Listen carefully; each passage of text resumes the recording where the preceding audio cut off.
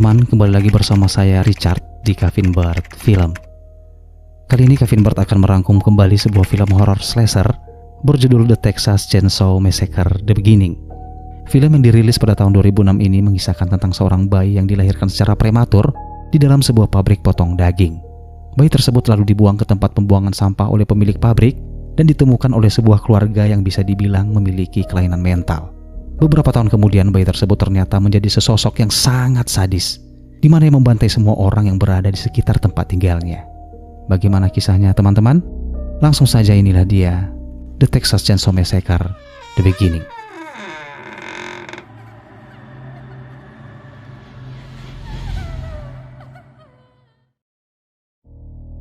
Kisah dibuka dengan memperlihatkan suasana di perbatasan kota Texas di era tahun 1939. Di mana suatu hari di sebuah tempat usaha potong daging, terlihat seorang karyawan wanita bernama Sloan sedang membungkus daging sapi yang telah dipotong-potong. Namun tak berapa lama wanita yang bertubuh tambun tersebut mulai terlihat kesakitan menahan rasa sakit yang teramat sangat tepat di bagian perutnya.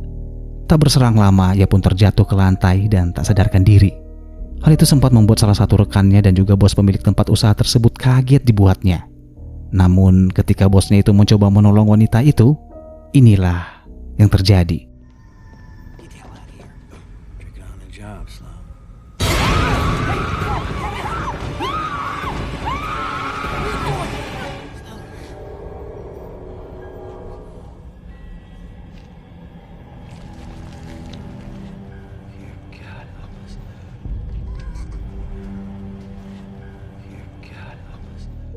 Beberapa jam kemudian setelah Sloan tewas dan melahirkan bayinya secara prematur, terlihat seorang wanita yang sepertinya mengalami gangguan kejiwaan. Ia berjalan dengan pelan dan berhenti tepat di lokasi pembuangan sampah di gedung potong daging tersebut. Ia lalu mengaduk-ngaduk isi tempat sampah itu untuk mencari sisa-sisa makanan untuk ia makan. Tak lama kemudian, ia samar-samar mendengar suara bayi di tong sampah yang lain, lalu membuka penutup tong sampah itu dan menemukan sesosok bayi di dalamnya. Bayi tersebut adalah bayi Sloan yang dibuang oleh bosnya di tempat sampah itu ketika Sloan telah tewas. Wanita itu yang ternyata bernama Luda May Hewitt membawa bayi tersebut masuk ke rumahnya. Anak tunggalnya bernama Charlie Hewitt mengatakan pada ibunya tersebut kalau dia baru pertama kali melihat bayi terjelek sepanjang hidupnya. Lalu Luda May Hewitt membesarkan bayi tersebut sebagai putranya sendiri dan menamainya dengan nama Thomas Hewitt. 30 tahun kemudian, di lokasi pabrik, Thomas yang telah dewasa kini bekerja di rumah jagal sapi tempat almarhum ibunya dulu bekerja di bawah kepemimpinan pemilik usaha yang sama yang dulu pernah membuangnya di tempat sampah. Saat itu pabrik dihimbau oleh Departemen Kesehatan agar segera ditutup. Si pemilik usaha tersebut lalu menyuruh manajernya untuk memberitahu Thomas agar segera menyudahi aktivitasnya saat itu. Namun hal itu tak dihiraukan oleh Thomas. Ia terus saja menjagal daging-daging tersebut hingga membuat si manajer kesal dengan mengatakan, "You gotta get the hell out of here, you dumb animal."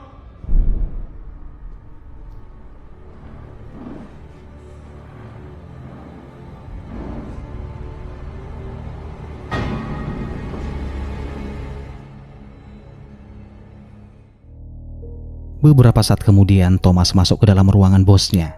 Bosnya itu yang menyadari kalau Thomas masuk diam-diam dan kini berada tepat di belakangnya, lalu mengatakan pada Thomas untuk segera pulang.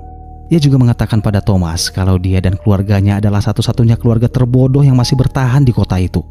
Seketika itu juga membuat Thomas marah dan tanpa sepatah kata pun ia melayangkan palu secara bertubi-tubi ke kepala, tangan dan kaki bosnya tersebut hingga tewas saat itu juga.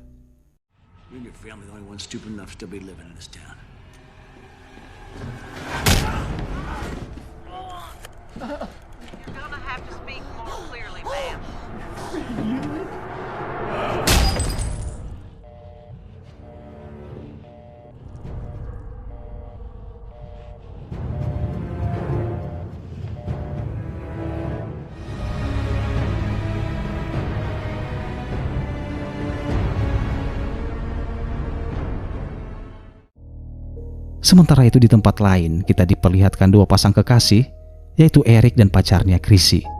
Lalu ada Dean dan pacarnya bernama Bailey. Eric dan Dean adalah dua orang bersaudara, di mana saat itu mereka berencana ingin mendaftar menjadi prajurit untuk mengikuti perang di Vietnam. Dan rencana mereka itu juga melibatkan kekasih mereka masing-masing untuk mendampingi mereka selama pendaftaran di sana. Di sisi lain, di kediaman keluarga Hewitt, terlihat seorang sheriff bernama Hoyt mengunjungi rumah mereka. Sheriff tersebut datang untuk menjemput Charlie, yaitu saudara tiri Thomas, di mana ia meminta keterangan atas tewasnya pemilik pabrik potong daging yang diduga telah dibantai oleh Thomas. Di perjalanan menuju kantor polisi, tiba-tiba mereka melihat Thomas muncul di pinggir jalan. Hoyt lalu turun dan meminta Charlie untuk tetap menunggu di dalam mobil. Ketika sheriff itu mencoba bernegosiasi pada Thomas agar mau menyerahkan dirinya ke polisi, tak disangka ternyata Put down the weapon, boy. This doesn't have to be difficult unless you make it so, Steve. I think we got a problem, Sheriff. Shit, I just killed the whole fucking sheriff. Setelah Charlie membunuh sheriff itu yang saat ini terkapar berlumuran darah di tengah jalan, Charlie lalu membawa jasad itu ke rumahnya, menanggalkan seragam sheriff tersebut dan menggunakannya saat itu juga. Malam harinya ketika keluarga Hewitt berkumpul di meja makan, Charlie menghidangkan makanan pada keluarganya tersebut dengan menggunakan seragam sheriff lengkap dengan atribut-atributnya. Namun yang tak disangka, makanan dengan menu sup daging yang ia sajikan tersebut ternyata adalah daging sheriff yang telah ia bunuh untuk menghilangkan jejak. The good sheriff here, we ain't gonna go hungry tonight. We ain't never gonna starve again. Sementara itu Eric, Dean, Chrissy, dan Bailey berangkat menuju Vietnam menggunakan mobil Eric. Di tengah perjalanan, mereka terlihat senang dan menikmati perjalanan demi perjalanan tanpa kendala sedikit pun. Hingga mereka pun berhenti sejenak di sebuah restoran. Chrissy dan Bailey masuk ke dalam, sementara Eric dan Dean menunggu di luar. Ketika Chrissy dan Bailey telah masuk ke dalam, mereka melihat seorang wanita pemilik restoran tersebut yang ternyata adalah Luda May Hewitt. Beberapa orang yang berada di dalam melihat mereka dengan tatapan yang kurang menyenangkan.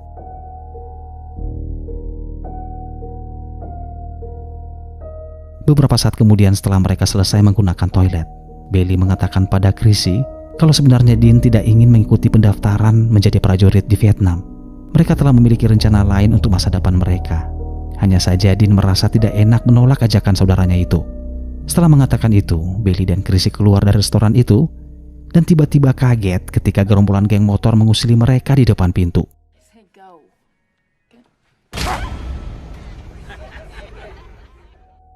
Lalu mereka masuk ke dalam mobil dan kembali melanjutkan perjalanan. Namun tak berapa lama berselang, Eric dan Dean bertengkar hebat ketika Eric melihat Dean membakar kertas formulir pendaftaran. Tiba-tiba pertengkaran mereka terhenti di mana situasi kali ini lebih semakin mempersulit keadaan mereka. Seorang wanita, salah satu anggota geng motor yang pernah menjahili mereka di restoran, mengikuti mereka dari belakang dengan mengancam menggunakan senapan agar mereka segera menepikan mobil saat itu juga.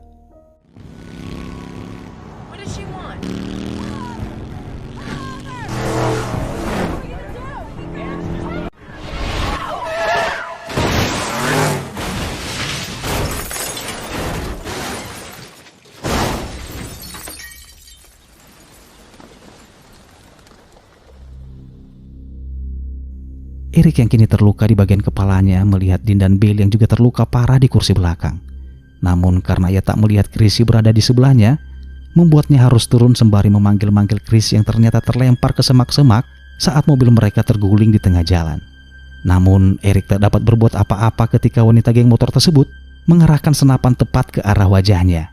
Sampai akhirnya dari kejauhan, mobil sheriff datang, yaitu Charlie.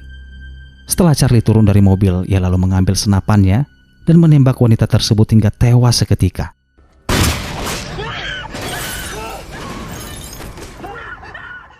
Tak menunggu waktu lama, Charlie lalu menyuruh mereka segera keluar dari mobil dan memaksa mereka masuk ke dalam mobil sheriff. Saat berada di dalam mobil, Eric setengah berbisik mengatakan kepada mereka kalau ia sempat melihat Chrissy berada di semak-semak dan bersembunyi di sana. Di sisi lain, Chrissy saat itu hanya bisa melihat dari kejauhan mobil itu membawa Eric, Dean, dan Bailey semakin menjauh dari pandangannya. Dengan luka di sekujur tubuhnya, ia hanya bisa masuk ke dalam puing-puing mobil yang hancur berantakan dan ia mencoba menyalakannya. Namun percobaannya itu harus berhenti di mana ia bersembunyi di bawah bangku belakang ketika sebuah mobil derek datang dan mengangkut mobil itu bersama dirinya yang berada di dalam. Sementara itu Eric dan yang lainnya yang baru saja tiba di kediaman Hewitt semakin merasa aneh dan curiga ketika Charlie tak membawa mereka ke kantor polisi, melainkan di sebuah rumah yang tak terawat. Mereka yang mulai semakin ketakutan semakin diperparah ketika melihat seorang pria bertubuh besar dengan wajah yang sangat jelek. Di mana itu adalah Thomas yang kini membawa mereka satu persatu keluar dari mobil. Lalu mereka dimasukkan ke sebuah kandang ternak dan diikat dengan kondisi setengah tergantung. Saat itu Eric yang melihat Dean yang ketakutan mencoba menenangkan adiknya tersebut dengan mengatakan kalau dia akan segera mengeluarkan mereka dari tempat itu. Namun tak berapa lama, Charlie tiba-tiba datang dan membungkus wajah Eric dengan menggunakan pet atau plastik pembungkus makanan hingga membuat Eric terkulai lemah kehabisan nafas. Saat itu juga Dean yang khawatir melihat kakaknya tersebut, ia lalu memohon pada Charlie untuk melepaskan plastik itu dari wajah Eric dan ia bersedia melakukan apapun sebagai gantinya. No, sir. No! You're killing him, sir, please! No. Your brother saved your life. Ketika plastik itu dilepas dari wajah Eric, Dean harus menanggung siksaan ketika Charlie menyuruhnya push up dalam 10 kali hitungan. Namun harus menahan rasa sakit karena dipukuli berkali-kali dengan sebuah balok kayu.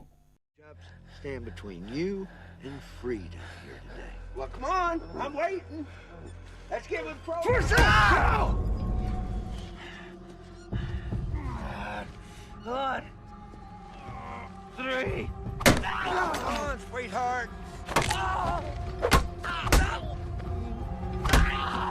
Don't give up, Dean.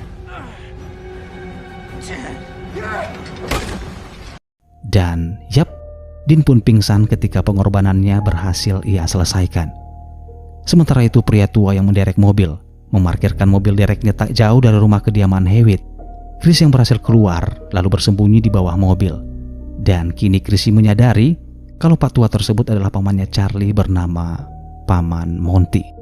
Ia lalu bangkit dari persembunyiannya dan berjalan mengendap-endap mendekati rumah itu. Namun betapa kagetnya Chrissy ketika ia melihat Eric dan Dean yang terikat setengah tergantung di tempat bekas kandang sapi. Tak ada yang dapat ia lakukan selain berlari menjauhi rumah tersebut untuk segera mencari bantuan. Di sisi lain di tempat terpisah, tepatnya di dalam rumah, Billy sedang terikat di bawah kolong meja. Ia merasa sangat risih ketika Ludamai Hewitt membasuh wajahnya dengan kain basah dan mengatakan pada Billy kalau dia sangat senang memiliki anak perempuan. Eric yang melihat adiknya itu pingsan lalu mencoba menendang-nendangkan kakinya pada balok kayu hingga berhasil mengendorkan tuas katrol yang menggantung kedua tangannya tersebut.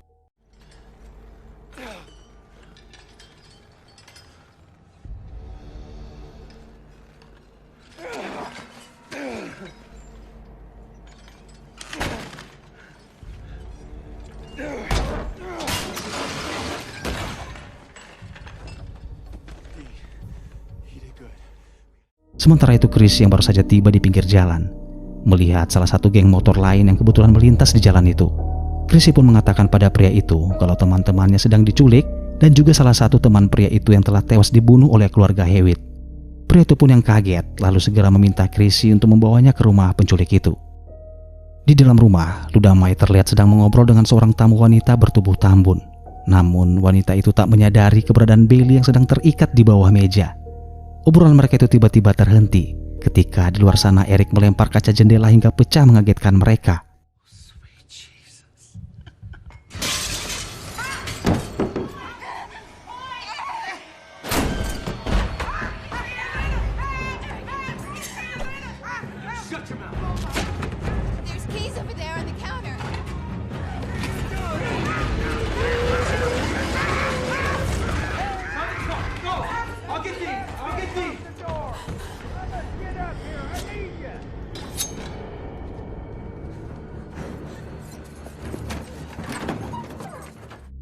Billy terus berlari dan berlari hingga menemukan sebuah truk milik keluarga Hewitt. Ia lalu segera membawa mobil itu untuk menjemput Dean dan juga Eric.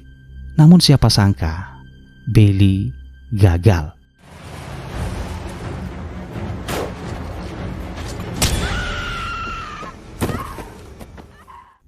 Sementara itu Eric yang juga berhasil keluar dari rumah terkutuk itu, segera buru-buru membawa sang adik dari tempat persembunyiannya. Namun Charlie datang.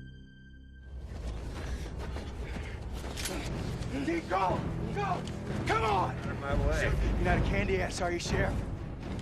Pull the fucking trigger! You hold that gun like a fucking girl!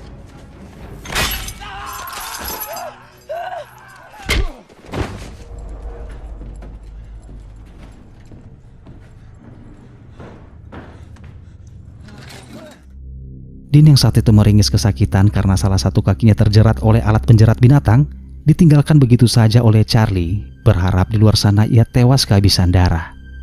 Singkat cerita, siang kini telah berganti malam, di mana Chrissy dan si pria bermotor tiba di depan rumah keluarga Hewitt. Saat itu Chrissy bertanya pada pria tersebut apa yang harus mereka lakukan untuk bisa masuk ke dalam sana. Namun pria tersebut dengan masa bodoh menjawab, Okay, so what are we gonna do? I'm gonna get my girlfriend. I want my friends. Fuck your friends. You asshole. Chrissy pun yang kesal, tak ada cara lain selain berusaha sendiri masuk ke dalam sana untuk menyelamatkan teman-temannya. Sampai akhirnya ia melihat Dean terduduk lemah di sekitar pagar pembatas berduri dan Chrissy mencoba untuk menyelamatkannya.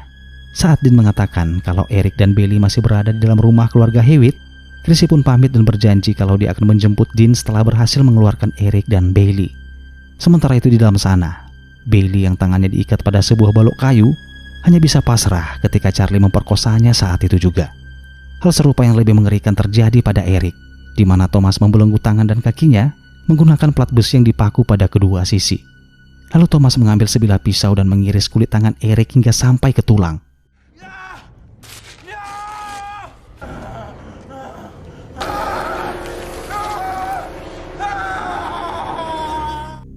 Chris yang berhasil masuk ke ruangan dapur melalui jendela, tiba-tiba kaget ketika Nyonya Hewitt dan Paman Monty nyaris mempergokinya. Dengan perlahan-lahan ia merangkak masuk melewati sebuah pintu. Namun suara-suara yang mencurigakan dari dalam rumah membuat Paman Monty terpaksa berdiri untuk mengeceknya. Namun Paman Monty harus jatuh tersungkur ketika pria bermotor menembak salah satu kakinya.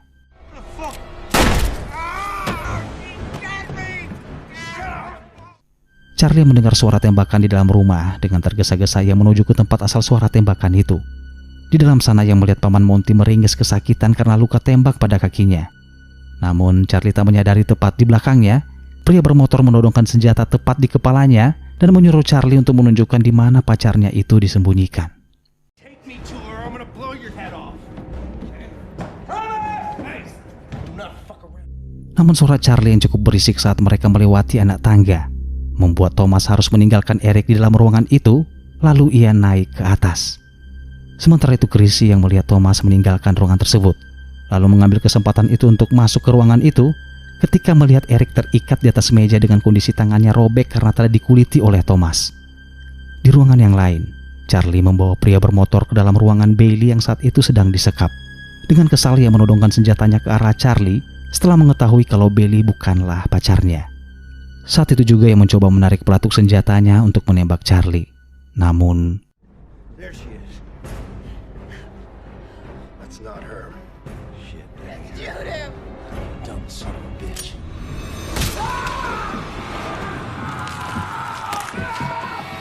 Those assholes that used to fuck with you in the schoolyard, Tommy! Come on! Let's go! Let's get it, asshole!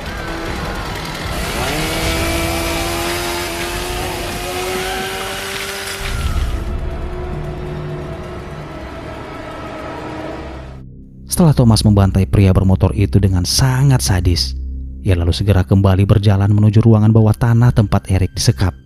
Chris yang gagal membuka plat besi yang membelenggu tangan Eric dengan terpaksa harus bersembunyi di bawah kolong meja ketika ia melihat Thomas berjalan menuruni anak tangga. Di bawah sana, Chris hanya bisa menyaksikan Thomas merobek perut Eric menggunakan gergaji mesin hingga tewas mengenaskan saat itu juga.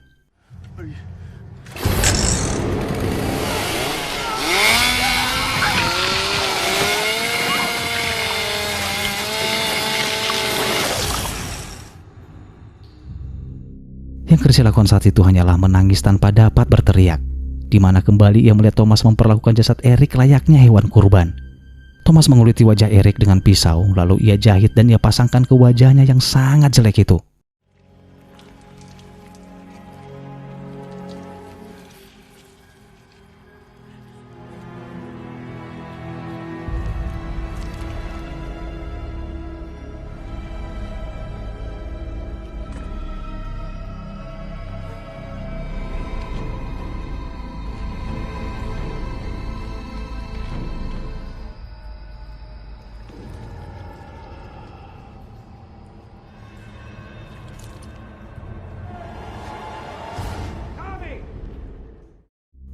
Ketika Thomas meninggalkan ruangan tersebut, Chrissy lalu segera naik ke atas untuk segera meninggalkan rumah terkutuk itu.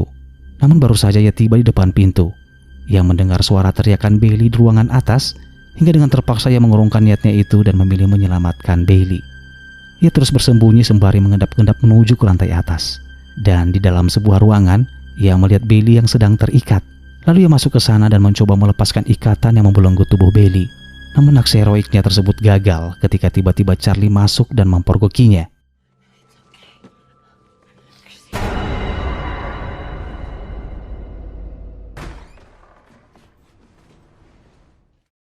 Dalam keadaan setengah sadar, ia samar-samar melihat Charlie dan Nyonya Hewitt memasak potongan-potongan tubuh manusia, di mana salah satu potongan tubuh itu adalah tubuh Eric.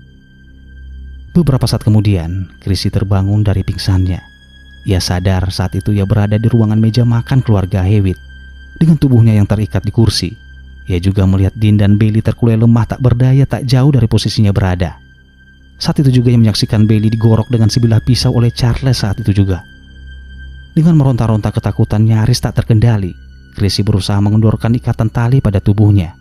Namun reaksinya tersebut membuat Thomas marah, di mana ia dibawa ke ruangan bawah tanah untuk segera dieksekusi.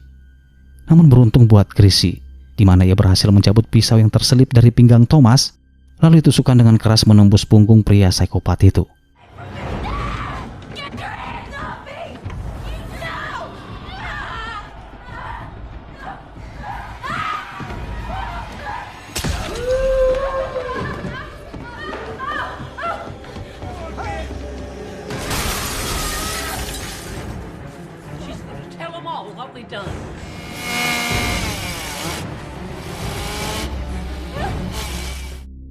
Sementara itu di meja makan, Dean yang kini terbangun dari pingsannya terbelalak ketika melihat Bailey telah tewas tepat di sampingnya. Dengan sedikit usaha ia berhasil melepaskan ikatan pada kedua tangannya, lalu ia segera keluar menuju pintu depan dan berpapasan dengan Charlie, lalu ia bantai saat itu juga.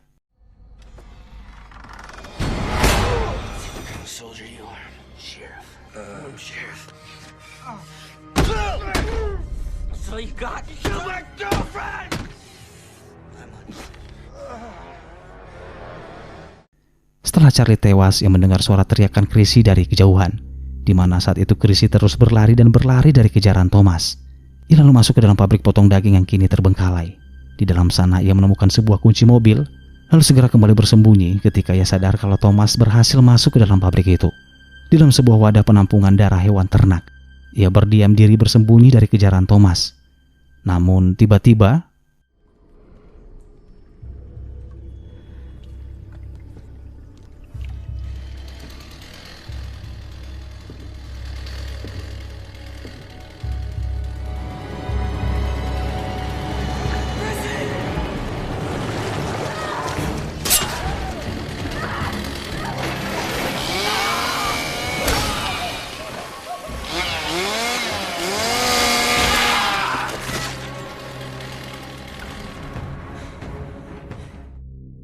dengan berusaha payah ia keluar dari pabrik itu dan masuk ke dalam sebuah mobil. Sampai akhirnya ia berhasil menyalakan mobil tersebut dan segera berlalu meninggalkan tempat itu. Di tengah perjalanan, Chrissy merasa lega ketika secara kebetulan melihat beberapa orang polisi sedang bertugas tepat di tengah jalan.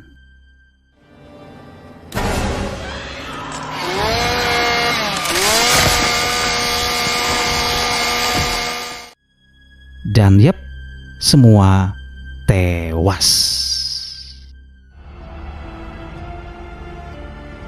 From 1969 to 1973, universally sadistic crimes in the annals of American history. The Texas Chainsaw Massacre.